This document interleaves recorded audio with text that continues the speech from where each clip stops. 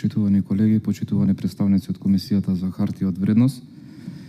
Пред нас е годишниот извештај за работата на Комисијата за 2023 година. Јас исто како и колешката Митева не се согласувам дека извештајот е убедлив дека Комисијата работела согласно развивање на македонскиот пазар на капитал. Го сметам сосема спротивното. Ќе земам еден друг параметар каде што има направено споредба во однос на 2023 година во однос на 2018 година. Тоа е вкупниот број на котирани друштва на бирзата за хартија од вредност, каде што во 2018 година броел 105 компании, за разлика од 2023 каде што бројот се намалува на 93 компании. Ова е голем индикатор за пазарот на капитал во Република Македонија, особено кога компаниите бегаат од бирзата и остануваат оние кои го мораат да го направат, односно се обврзани со закон.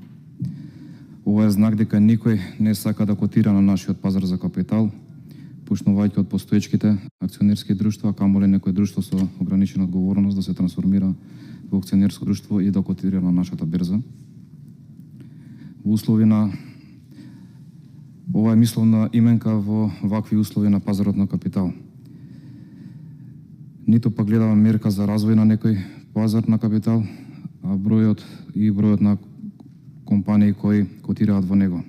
Ако во целиот свет компаниите се борат да бидат котирани и ја молат бирзата да се изврши котација на нивните акции, кај нас компаниите бегаат од котација, затоа што единствено фајде од нивната котација се уврски, давачки, казни или пак рекет од нашата Комисија за хартија од вредност. Друга работа што може да се види во извештајот за работењето за 2023 година, како и во планот за 2024 година, е зголемување на непродуктивните трошоци.